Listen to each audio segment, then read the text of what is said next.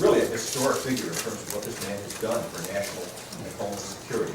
I mean, in addition to being the only member of Congress to ever serve simultaneously as the chairman, the vice chairman of the House Armed Services Committee and the House Homeland Security Committee, which gave him comprehensive oversight on the national security of the United States. You know, he's personally responsible for the existence of the National Missile Defense. His bill, H.R. 1, that passed by a supermajority in Congress, so that this country is now at least partially defended, you know, from adversary missiles in the scenarios we've been talking about because of Curt Weldon.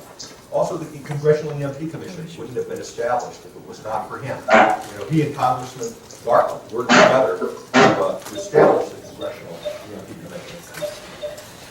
Curt has done things that has protected us against and raised consciousness, you know, against the whole array of threats, biological threats, nuclear terrorism. He's instrumental in that. And the whole notion of nuclear suitcase bombs, that you're probably aware of, is a result of hearings.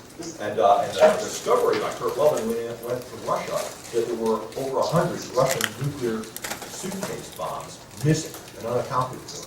And that's what put on this idea, the radar screen, the idea that terrorists might be able to get their hands on a nuke like that into a suitcase and bring it. Curt Weldon was responsible for that. And Curt continues to be, you know, a major actor on the world stage. You know, he started a new organization called One World for Life that's also relevant to EMP preparedness that he's going to talk about. So, without further ado, Curt, you know, please take it away. You've got 20 minutes. Thanks. Thank you, Peter, and thank you all for coming together in the great state of Indiana. I've traveled to your state many times. I have many friends in your fire and emergency services, including my good friend Larry Curl, who I was with 1 week ago when we celebrated the 26th anniversary of the caucus that I started. Still remains the largest bipartisan caucus in Congress, presenting all the first responder in America. It's always good to talk about that because I think you represent the mainstream of America, and I think your values and principles all trying to bring the country back to a sense of normalcy. Of course, you also are the basis of which is Hoosiers, because of your great basketball history and the great stories that out of the great state. One of the things that I learned during my 30 years in public office, I was a mayor for 5 years after I was the fire chief of my town, volunteer. I was chairman of a commission 5 years of a suburban Philadelphia county with 600,000 people. And I was in the Congress for 20 years. And the one thing that I can tell you about my experience in Congress that you need to understand is logic is usually the last criteria that there are a lot of things that are logical that we should be doing, but they don't get done. There are a lot of groups that we should be working with that we ignore. Logic is not the criteria that drives actions in our nation's capital. And it doesn't matter which party's in control when I talk about this. What matters is when people take initiatives to heart and push them themselves, you can make change occur. Peter mentioned missile defense. It was not the policy of the U.S. to defend our country against a missile attack, because one aspect of our society was enamored with a treaty that was outmoded, the ABM Treaty. Joining with people like two of your speakers, Ambassador Hank Cooper and Frank Gaffney, I was happy in the Congress to play a role in bringing forth missile defense legislation that passed with overwhelming bipartisan support. Indeed, that happened not because it was the administration that brought that forward, because they didn't. We made it happen because the vision was started by Ronald Reagan, but it flagged, and we pushed it. And it became reality, and Frank and Hank and Peter are still pushing full missile defense operation for our nation today. When I think of when the Marine Corps suffered tremendously when Dick Cheney, my good friend, canceled the V-22 Osprey foot-rotor aircraft.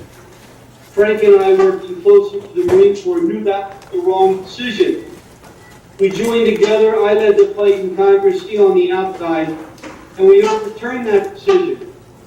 The largest defense program ever canceled and resurrected, now seeing us build 460 tilt-rotor Osprey aircraft for our Marine Corps, because it was vitally important. So logic doesn't always dictate what happens in Washington.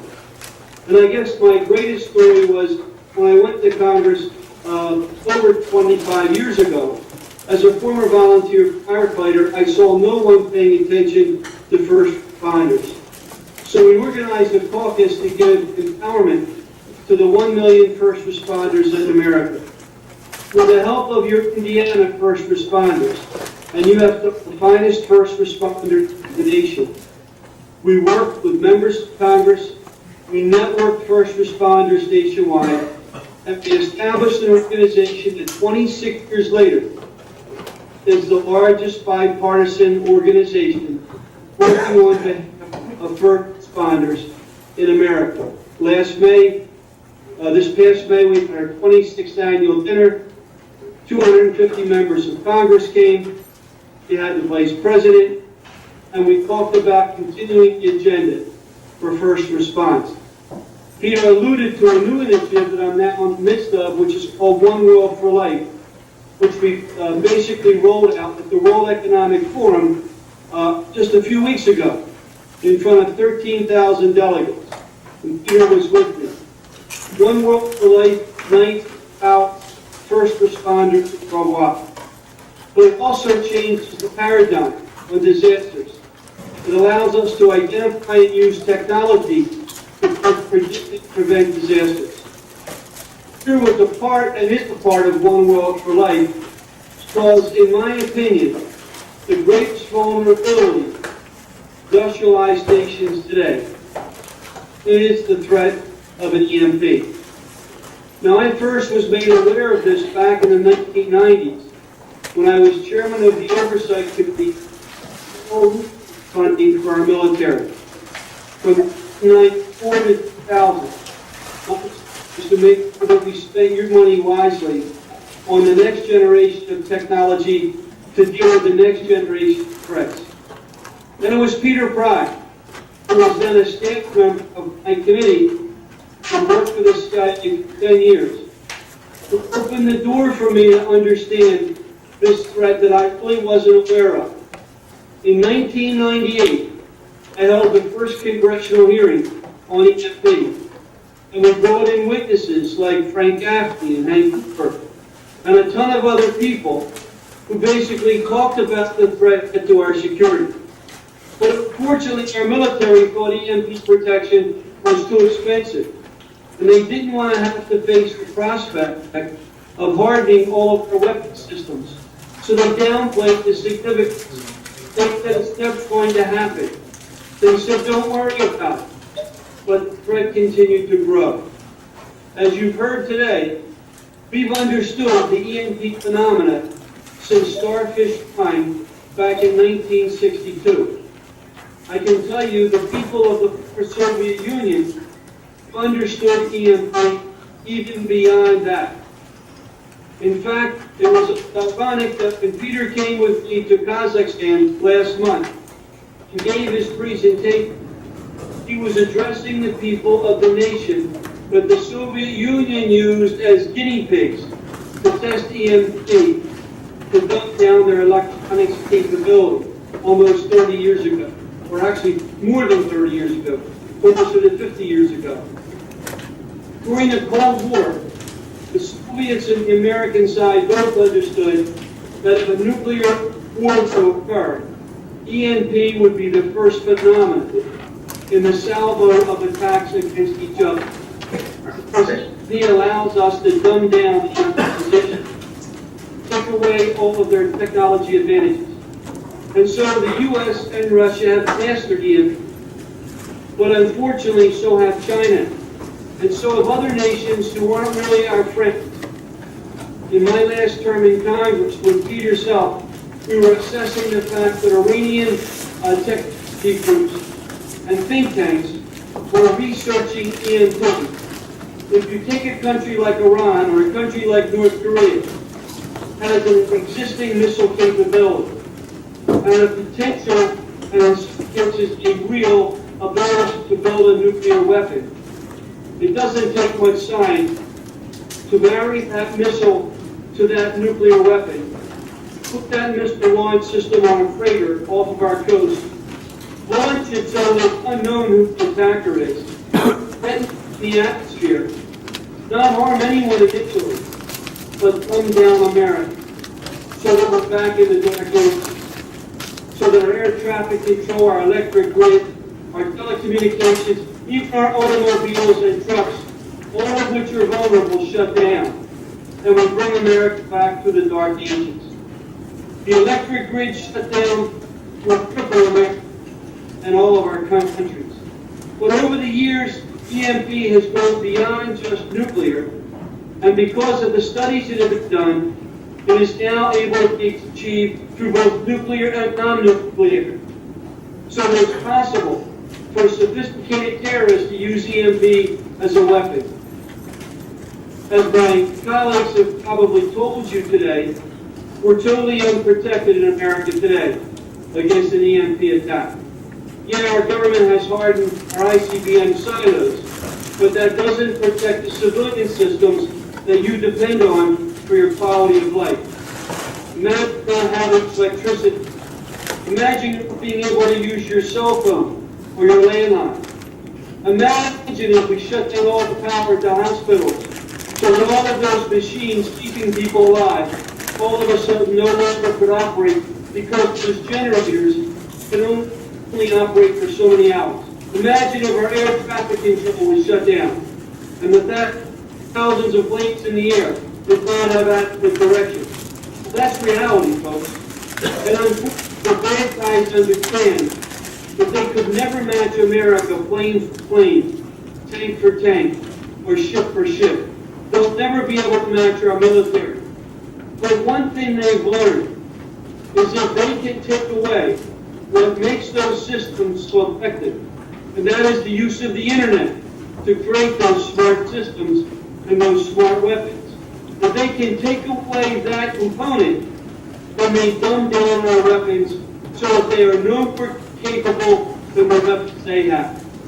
And that's why EMP is such a serious threat. And it's not being taken seriously in Washington by our bureaucracy for a variety of reasons. And that's why I applaud the state of Indiana and all of you for being the pioneers that took it upon themselves to pass state resolutions saying we are going to protect our electric grid systems. We are going to call attention to our Congress and to our leaders in Washington to take the necessary steps to protect America's infrastructure. But it's got to start at strong. Just like we fought the battle on missile defense. Just when we fought the battle to overturn the decision to cancel the B-22. And just like I did with your Indiana firefighters, when Washington wasn't listening to the first responders.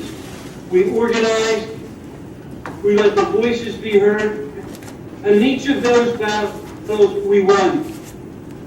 And today, we're achieving more success in each of those areas. I'm doing this because of my support for the issue, because of my friendship with Peter, and my relationship with him as we work together internationally, and because of my respect for your state representative, Cindy Nye, who had the foresight to put your state in the lead. And I'm hoping this conference will result in Cindy's legislation taking hold, and Indiana becoming one of those key states in America that makes the country up. As I said before, we in America look to Indiana for a lot of good things. You're basically the motherhood and apple pie state. You give us everything that's right with our country, and from time to time you bring us back to the senses. In this case, we need your help. This is a threat that supersedes every other threat in America and that our allies face worldwide. If a rogue state or terrorist group has access to the means, either through nuclear or non-nuclear, to effect an EMP upon us, we've got big problems. Problems that will take us years and decades to fix because we don't have redundancy right now. We don't have that backup capability. It's a logical solution that I'm sure Peter's talking about to you today. So again, I don't want to take much of your time. I'm sorry I could not be with you, but I've got business back in Pennsylvania. I'm getting ready to take another trip to the Middle East this weekend, and so I just couldn't join Peter and my friends in this effort. But again, I want to congratulate Cindy. I want to congratulate all of you. I hope that you took this conference as a clarion call for you to help lead America, just as you've done so many other times. And to those first responders in Indiana who have to respond to those disasters as they've done so many times, fires, earthquakes, floods, accidents, you name it, they're there.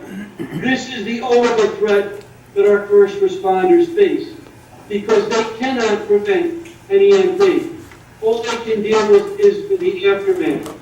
Only we can put in place the awareness and then the solution and the plans to help harden our capabilities, harden our systems, provide redundancy, and encourage research for other solutions to protect our society and to protect civilization.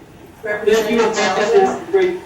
Representative Weldon. Hey, this is Cindy here, and we just want to all thank you very much for your voice. You've been in this fight for a while, and we have people in Indiana that can really circle the wagons from a lot of different perspectives. And you just watch for the state of Indiana to begin to just launch an effort that we're going to be at the head of the class on this, I think. But we really, really appreciate your input, and we're all in good hands here with Peter and Frank and Cynthia. So we do appreciate it, and we are going to find out more now about our Indiana strategy, okay? Thank you very much. And, you know, I look forward to that new movement that's to be developed in the next 2 years. It's going to be the effort that saved America. And instead of Gene Hackman starring as the coach of the Indiana team, he's Cynthia starring as the leader who pushed Indiana to lead America to protection and safety. Thank you.